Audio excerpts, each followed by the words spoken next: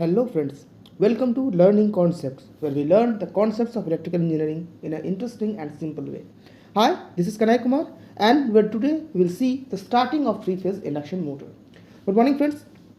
आज हम लोग देखेंगे कि एक इंडक्शन मोटर को हम लोग स्टार्ट कैसे करते हैं. बेसिकली अभी तक हम लोगों ने इंडक्शन मोटर के सारे कैटेगरीज के बारे में पढ़ा है कि उसका टॉर्क क्या है, उसमें क्या क्या कैसे उसमें स्पीड कंट्रोल होता है, ठीक है, कैसे वो रन करता है, किस कंडीशन में उसमें टॉर्क ज़्यादा होता है, एवरीथिंग वी हैव स्टडीड. लेकिन हमने एक बहुत ही इंपॉर्टेंट टॉपिक अभी तक डिस्कस नहीं किया है, वो है मोटर को स्टार्ट कैसे करना है. क्योंकि बेसिकली जितने भी फंक्शंस है, चाहे वो टॉर्क हो, ईएमएफ हो, ये तभी होगा जब मोटर एक बार स्टार्ट होगा. ठीक है, तो आज हम लोग देखेंगे कि इंडक्शन मोटर को स्टार्ट कैसे किया जाता है और आखिर इसके स्टार्टिंग में ऐसा क्या खास है कि इसको स्टार्ट करने के लिए कुछ स्पेशल प्रोसीजर की ज़रूरत पड़ती है और क्या क्या वो स्पेशल प्रोसीजर है. ठीक है, तो let's see. Starting of induction motor की अगर बात करें तो हम लोग जानते हैं कि इंडक्शन मोटर जब स्टार्ट होता है या कोई भी मोटर जब स्टार्ट होता है तो बेसिकली उसका स्टार्टिंग करंट बहुत ही हाई होता है, प्लस उसका स्टार्टिंग टॉर्क बहुत ही कम होता है. ठीक है, इस कारण से क्या होता है कि एट स्टार्टिंग सिर्फ मोटर में आपका पावर लॉस बहुत ही ज़्यादा होता है. इसके वजह से मोटर को डैमेज होने का चांसेस बहुत ज़्यादा रहता है. अगर हम बात करें कि इंडक्शन मोटर में तो स्टार्टिंग में क्या होता है, एट स्टार्टिंग आपका रोटर आपका रुका हुआ है और आपका आरएमएफ जो है वो सिंक्रोनस स्पीड से रोटेट कर रहा है. इस समय में जो रिलेटिव स्पीड है that is N S minus N R, जो रिलेटिव स्पीड है between the field and the rotor conductor, वो क्या है, मैक्सिमम है. क्योंकि एन आर का वैल्यू यहाँ पर क्या है, 0 है, तो ये कितना हो जाएगा, एन एस के बराबर, that is the maximum speed. तो यहाँ पर जो भी कंडक्टर्स में फ्लक्स कट हो रहा है वो मैक्सिमम स्पीड से कट हो रहा है और इसीलिए यहाँ पर जो ईएमएफ इंड्यूस होता है वो आपका मैक्सिमम होता है. ठीक है, नाउ हम लोग जानते हैं कि रोटर कंडक्टर्स जो होते हैं उसका जो रेजिस्टेंस होता है उसको हम लोग बहुत ही कम रखते हैं in order to minimize the losses. हम लोग लॉसेस को कम करने के लिए उसको कम रखते हैं और इसी वजह से क्या होता है कि एट स्टार्टिंग करंट का इंडक्शन मोटर का जो स्टार्टिंग करंट खासकर रोटर में जो होता है वो बहुत ही हाई हो जाता है. ठीक है, बहुत ही हाई, ये लगभग 5 से 6 गुना होता है about the full load current. Full load का 5 to 6 टाइम्स होता है and this is a huge amount of current. और ये ह्यूज अमाउंट ऑफ करंट भले ही मोमेंटरली फ्लो करे लेकिन ये क्या कर सकता है, रोटर कंडक्टर्स को सीवियरली डैमेज कर सकता है. And that's why induction motor को हम डायरेक्टली स्टार्ट नहीं कर सकते हैं. ठीक है, उसको स्टार्ट करने के लिए सबसे पहले इस स्टार्टिंग करंट को हमें कम करना होगा. ठीक है, इसके बारे में और डिटेल्स से अगर जानना है तो एक सिंपल वीडियो हमने पहले ही बनाया है, लिंक मैं डिस्क्रिप्शन बॉक्स में डाल दूंगा, जिसमें हमने बताया कि इंडक्शन मोटर को स्टार्ट जब करते हैं तो क्या दिक्कत होता है, क्यों इसका टॉर्क पुअर होता है. आप उसको वीडियो को देख लीजिएगा तो आपको ज़्यादा क्लियर होगा. तो यहाँ पर हम लोग क्या देख रहे हैं कि इंडक्शन मोटर में आपका जो करंट है वो फुल लोड करंट का बहुत 5 to 6 टाइम्स हो गया and this is huge amount of current. ठीक है, तो इस वजह से स्टार्टिंग में आपका जो ओवर करंट से आपको मोटर का ज़रूरत पड़ता है. ठीक है, नाउ लेट्स सी कि अगर मान लेते हैं मोटर स्टार्ट हो गया, उसके बाद जब मोटर रन करता है तो क्या होता है, जैसे जैसे मोटर का स्टार्ट हो जाएगा मोटर स्पीड गेन करेगा. अब क्या होगा, एन आर का वैल्यू आपका क्या होगा, इंक्रीज करना शुरू होगा. तो relative speed N S minus N R क्या होगा, आपका डिक्रीज होना शुरू होगा. डैट मीन्स जिस स्पीड से फील्ड जो है आपको रोटर कंडक्टर कट कर रहा है वो आपका डिक्रीज होगा. और सिंस फ्लक्स का मैग्नीट्यूड कांस्टेंट है इसीलिए जो ईएमएफ इंड्यूस होगा रोटर में E2 दैट विल रिड्यूस, वो क्या होगा, धीरे धीरे आपका घटने लगेगा. और जब ईएमएफ रिड्यूस होगा तो ऑब्वियसली आपका रोटर करंट ऑटोमेटिकली कम हो जाएगा. ठीक है, तो यहाँ से हम लोग क्या देख रहे हैं कि एक इंडक्शन मोटर में स्टार्टिंग में बहुत ज़्यादा करंट है और बाद में करंट ऑटोमेटिकली कंट्रोल हो जा रहा है.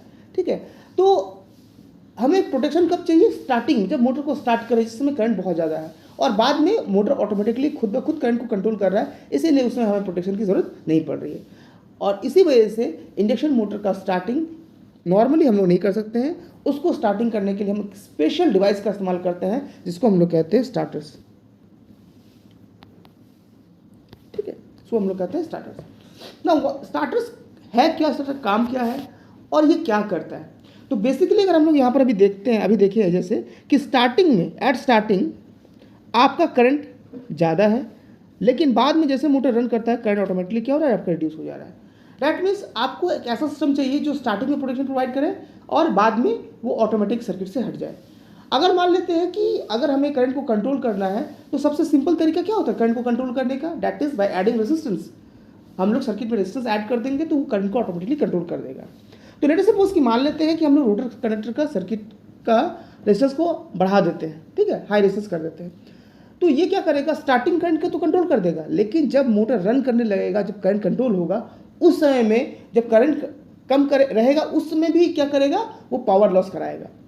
और इस वजह से रनिंग केस क्या होता है, रनिंग केस में huge amount of power loss हो जाएगा और मोटर का एफिशिएंसी आपका बहुत घट जाएगा। और हम लोग जानते हैं कि मोटर का मैक्सिमम वर्क कब होता है, रनिंग कंडीशन में, स्टार्टिंग कंडीशन में नहीं होता है। तो लॉन्ग रन में मोटर का एफिशिएंसी इतना पुअर हो जाएगा कि वो हमारे किसी काम का नहीं रहेगा। अगर मान लेते हैं कि हम स्टार्टिंग में रेजिस्टेंस नहीं देते हैं तो क्या होगा, स्टार्टिंग में करंट को कंट्रोल नहीं करते हैं तो क्या होगा कि स्टार्टिंग जैसे ही स्टार्ट करेंगे मोटर डैमेज हो जाएगा, तो आगे रन होने का सवाल ही नहीं होता है। तो बेसिकली हमें एक ऐसा सिस्टम चाहिए जो कि स्टार्टिंग में करंट को कंट्रोल करे और बाद में सर्किट को नॉर्मल बना दे।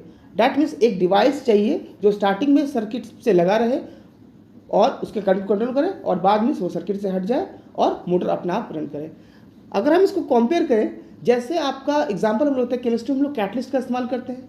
कैटलिस्ट क्या करता है, आपका जो केमिकल रिएक्शन का स्पीड को फास्ट कर देता है, लेकिन वो केमिकल रिएक्शन में पार्ट नहीं करता है, वो स्पीड को पार्ट कर देता है, फिर अपना अलग हो जाता है। सिमिलरली स्टार्टर क्या करता है, मोटर को स्टार्ट करने के बाद, मतलब स्टार्टिंग करंट को घटाने के बाद सर्किट से आपका हट जाता है। So this is a special system जो कि हर एक मोटर में इस्तेमाल होता है। इससे पहले हम लोग डीसी मोटर में भी देखे थे, जहाँ पर हम लोग 3 पॉइंट और 4 पॉइंट स्टार्टर इस्तेमाल किए थे। उसी तरह से इंडक्शन मोटर में भी आपका स्टार्टर्स का इस्तेमाल होता है, ठीक है। नाउ लेट्स सी कि इंडक्शन मोटर में कितनी तरह का स्टार्टर्स होता है और क्या क्या होता है। तो बेसिकली अगर बात करें तो इंडक्शन मोटर आपका 2 तरह का होता है, एक स्क्विरल केज टाइप और एक स्लिप रिंग टाइप, ठीक है, स्क्विरल केज और स्लिप रिंग टाइप। तो जैसे कि हम लोग जानते हैं कि बेसिकली किसी भी इंडक्शन, किसी भी मोटर का जो हाई करंट स्टार्टिंग में होता है वो रोटर में होता है, और सबसे सिंपल तरीका क्या है, रोटर का रेजिस्टेंस को ऐड कर देना। अब अगर हम स्क्विरल केज मोटर की बात करें तो स्क्विरल केज में सिंस कंडक्टर परमानेंटली शॉर्टेड है, इसीलिए उसके रोटर को रेजिस्टेंस को वैरी करना पॉसिबल नहीं है। तो अगर हम स्टार्टिंग में रेजिस्टेंस को हाई बना देते हैं तो वो हमेशा हाई रह जाएगा, स्टार्टिंग के लिए भी रहेगा और रनिंग के लिए भी रहेगा। तो फिर मेरा स्टार्टिंग प्रॉब्लम सॉर्ट आउट होगा, लेकिन रनिंग में फिर वो पावर लॉस कराएगा, तो फिर वो मेरा मोटर सही नहीं होगा, ठीक है। और अगर हम रोटर का रेजिस्टेंस कम रखते हैं तो उसको एनहांस नहीं कर सकते हैं, तो फिर हम लोग स्टार्ट भी नहीं कर पाएंगे मोटर को। तो अगर सिर्फ रेजिस्टेंस ऐड करना है तो वो पॉसिबल है आपका स्लिप रिंग। तो स्क्विरल केज में हम लोग रोटर के सर्किट में कोई भी चेंजेस नहीं कर सकते हैं, तो इसीलिए यहाँ पर जो स्टार्टिंग करंट को कंट्रोल करना होगा वो हम लोग रोटर साइड से नहीं कर पाएंगे। सिंपल इज दैट, क्योंकि रोटर सर्किट आपका फिक्स है, उसमें कोई भी चेंजेस नहीं होगा। तो जो भी चेंजेस होगा that will from the stator side, वो क्या होगा, स्टेटर साइड से ही होगा। और बेसिकली एक स्क्विरल केज इंडक्शन मोटर का जो भी स्टार्टिंग करते हैं, जो भी हम लोग स्टार्टिंग करते हैं या जो भी स्टार्टर यूज़ करते हैं, वो क्या करता है, स्टेटर साइड से आपका, स्टेटर साइड से ही स्टेटर में कनेक्टेड होता है और स्टेटर साइड से आपका करंट को कंट्रोल करता है, रोटर साइड में उसका कोई इफेक्ट नहीं होता है। जबकि स्लिप रिंग मोटर में जो भी हम लोग करंट का कंट्रोलिंग करते हैं वो किधर से करते हैं, वो रोटर साइड से करते हैं, ठीक है। तो this is the basic difference between the starters what we use in squirrel cage and what we use in slip ring motors, ठीक है। तो दोनों के मोटर्स में स्टार्टर्स आपका अलग अलग होता है बिकॉज ऑफ इट्स कंस्ट्रक्शन। हाँ, ऐसा नहीं है कि आप स्क्विरल केज का स्टार्टर को स्लिप रिंग में इस्तेमाल नहीं कर सकते, उसमें भी कर सकते हैं क्योंकि दोनों का स्टेटर सेम है। लेकिन स्लिप रिंग का स्टार्टर को आप स्क्विरल केज में इस्तेमाल नहीं कर सकते क्योंकि दोनों का रोटर आपका डिफरेंस है, ठीक है। तो बेसिकली स्क्विरल केज का अगर हमको स्टार्टिंग करना है, उसका स्टार्टर लगाना है, तो कहाँ से लगाएंगे, स्टेटर साइड में लगाएंगे, और स्लिप रिंग का लगाएंगे तो वो रोटर साइड में लगाएंगे। Now let's see how many types of starters आते हैं। तो अगर हम स्क्विरल केज मोटर की बात करें तो there are 4 types of starter. सबसे पहले होता है आपका डॉल स्टार्टर, जिसको कहते हैं direct online starter. Then we have stator resistance starter, ठीक है। उसके बाद होता है आपका auto transformer starter, and last is your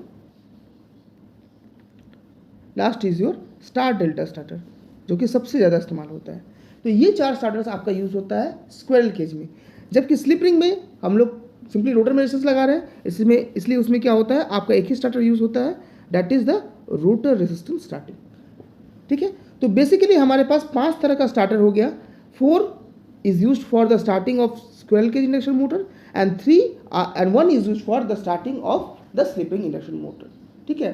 तो स्क्विरल केज के लिए हमारा 4 स्टार्टर हो गया, that is DOL starter, stator resistance starter, auto transformer starter और स्टार डेल्टा स्टार्टर। जबकि स्लिप रिंग के लिए आपका एक starter, that is the stator resistance starter.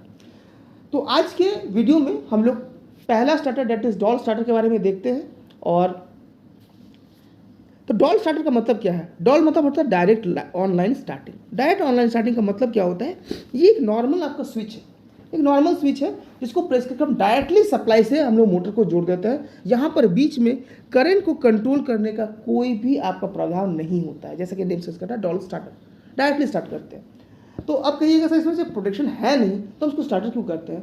हाँ, इसको स्टार्टर इसलिए नहीं करते क्योंकि स्टार्टर कह सकते हैं क्योंकि एक स्विच है, नॉर्मली स्विच से हम ऑन ऑफ मोटर कर सकते हैं, इसलिए स्टार्ट करता है। लेकिन इस स्टार्टर में आपका कोई भी प्रोटेक्शन नहीं होता है from the high starting current. हाँ, इसमें कुछ प्रोटेक्शन हम लोग ओवरलोड के लिए, अंडर वोल्टेज के लिए लगाते हैं using different types of release, but इसमें आपका जो मेन प्रॉब्लम है किसी इंडक्शन मोटर का, उसमें उसके लिए कोई भी प्रोटेक्शन नहीं होता है। अब इस तरह का स्टार्टर हम लोग यूज़ क्यों करते हैं? बेसिकली हमारे पास डिफरेंट रेंज का मोटर्स होता है। कुछ बहुत ही छोटे मोटर्स होते हैं, कुछ हाई कैपेसिटी के होते हैं, कुछ मीडियम कैपेसिटी के होते हैं।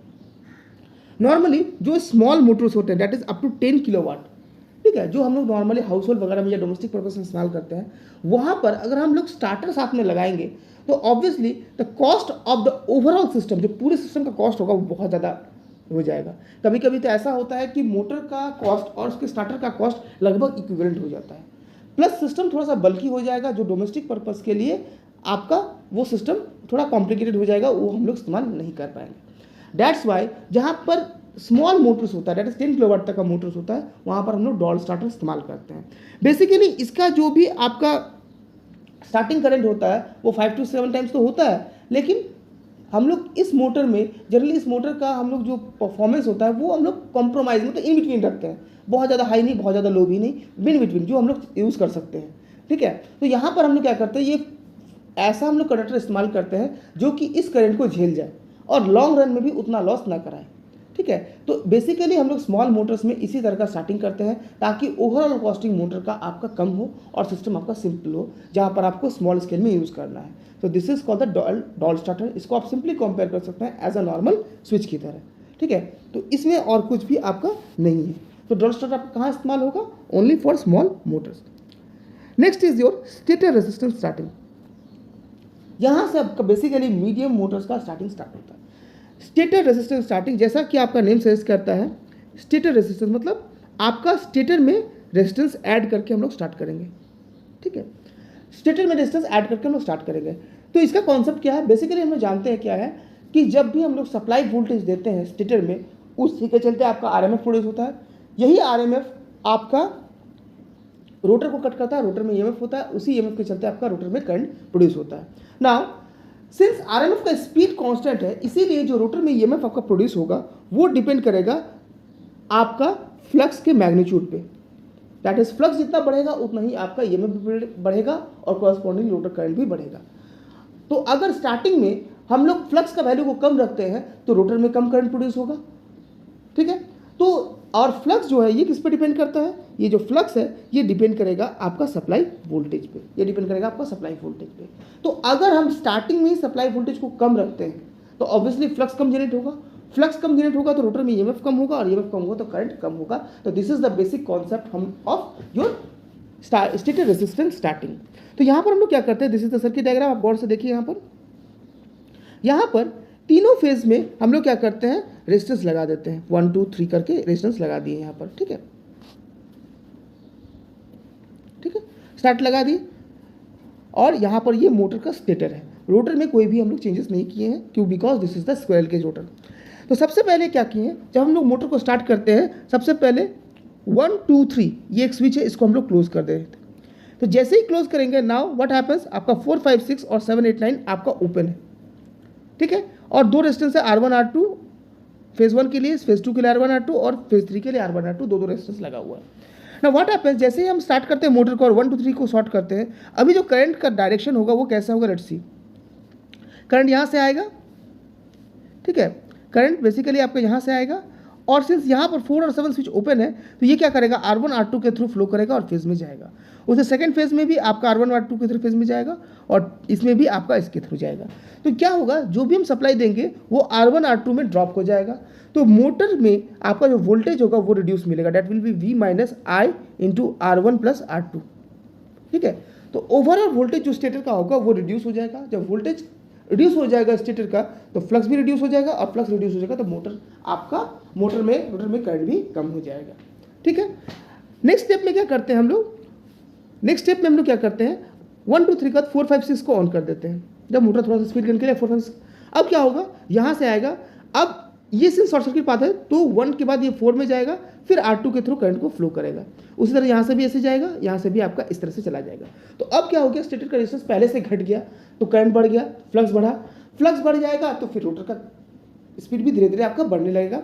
और फाइनली क्या करेंगे हम लोग, जब मोटर आपका स्पीड नॉर्मल स्पीड गेन कर लेगा तो 7 8 9 को हम लोग क्या करेंगे, क्लोज कर देंगे। तो अब क्या होगा, ये जो रेजिस्टेंस R1 R2 है ये बाईपास हो जाएगा और सप्लाई से डायरेक्टली आपका स्टेटर कनेक्टेड होगा। तो इस समय में ये नॉर्मल सप्लाई से कनेक्टेड हो गया और मोटर आपका रन करने लगेगा। तो this is the stator resistance starting, ये है आपका स्टेटर रेजिस्टेंस स्टार्टिंग। अब इसका मेथड्स क्या है, ये बहुत ही सिंपल है, क्योंकि यहाँ पर हम लोग सिंपल रेजिस्टेंस को स्टार्ट यूज करके हम लोग मोटर को स्टार्ट कर रहे हैं।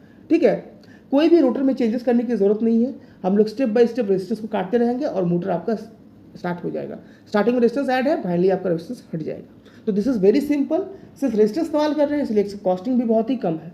बट यहाँ पर दिक्कत क्या है, सिंस हम लोग डायरेक्टली सप्लाई के अक्रॉस रेजिस्टेंस को जोड़ रहे हैं, इसीलिए स्टार्टिंग में ये huge amount of power loss करा रहा है, क्योंकि सप्लाई से तो हम उतना ही पावर कंज्यूम कर रहे हैं, लेकिन यहाँ पर इस रेजिस्टेंस के थ्रू हम उसको क्या करें, ड्रॉप करा रहे हैं। तो इस रेजिस्टेंस के चलते क्या होता है, पावर आपका लॉस होता है, इसीलिए सिस्टम का जो एफिशिएंसी होता है वो घट जाता है। मोटर का एफिशिएंसी आपका उतना ही है, बट सिस्टम, ओवरऑल सिस्टम की जब बात करें तो यहाँ पर उसी मोटर को चलाने के लिए हमें ज़्यादा पावर की जरूरत पड़ती है, so the overall efficiency of the system reduces.